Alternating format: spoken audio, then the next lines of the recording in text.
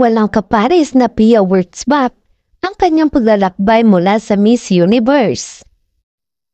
Tinitignan ka ng mga tao at nakikita lang nila ang pagiging perpekto, ngunit hindi iyon ang totoo panimula ng Miss Universe.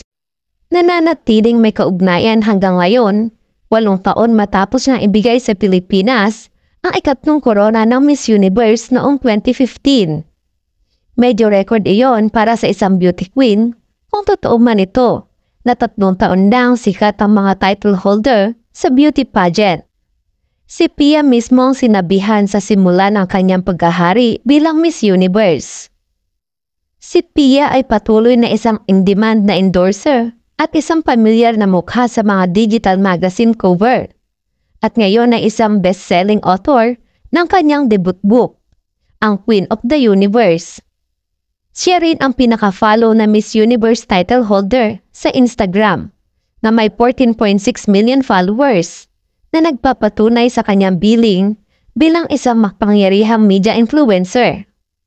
Noong nakaraang Oktubre, pinasaya ni Pia ang Fashion Week event sa Milan, Italy, Paris at France.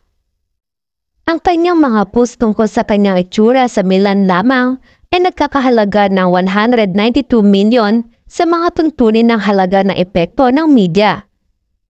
Gayunpaman, sinabi ni Pia na kailangan pa rin niya makita ang lahat na nakatahilong katanyagan na isalin sa totoong kwarta. Sinabi ni Pia na kung kikita siya ng ganong kalaking pera, magkakaroon siya ng 10 bahay sa Pilipinas. Para sa manunulat na ito, na sumusubaybay sa kanya sa social media, sa mga press conference, vlog at podcast, isang pribilehiyo na ipasok sa mga puso at isipan nitong kamanghamanghang babaeng magiliw na tinawag na Reyna P. Dumating si Pia sa oras sa araw ng shoot sa NUA, isang 5-star luxury hotels resort na matatagpuan sa complex ng City of Dreams sa Parañaque City. Maganda at nagliliwanag na walang make-up. Pumasok siya sa isang holding area. Spa kasama ang kanyang glam team. Binati ng napakangiti, dumiretso sa sofa at tahimik na kumain ng sandwich. Nagkaroon ng hindi mapagkunwari na aura sa kanya. Walang diva attitude. Undemanding. Habang ginagawa siya sa kanyang glam team, napala si Pia sa kanyang telepono. Madalas na nakatingin sa ibaba. Hawak ang recorder para ihagis ang una naming tanong pero pinutol ni Pia. Magalang niyang tinanong kung maaari bang maghintay ng kaunti hanggang sa matapos ang lahat ng negosyo sa kanyang glam team.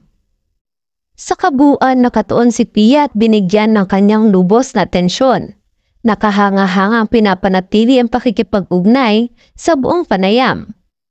Ito ay tulad ng huling beses na pinanong siya sa kanyang send-off press con bilang Miss Universe noong November 2015. Si Pia ay maingat sa kanyang mga salita sa mga panayam. Ngunit palagi nagsasalita siya ng walang paglilinlang. Hindi natatakot na ipakita ang kanyang tunay na sarili. Hindi perpekto at may depekto. Mahalagang sandali sa buhay ni Pia. 8 taon na ang nakakalipas.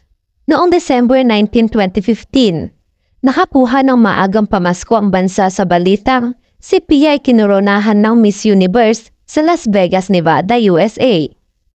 Ang Miss Universe edition na iyon ay nagsadlak sa kontrobersya nang ang host na si Steve Harvey ay nag-bluff sa mga anunsyo ng Colombia, ang first runner-up bilang panalo. Ang kanyang pagkakamali ay agad na naituwid at ang natitira ay kasaysayan. Ang pinakamahalagang senaryo na iyon ang buod sa matapang na tagumpay ni Pia.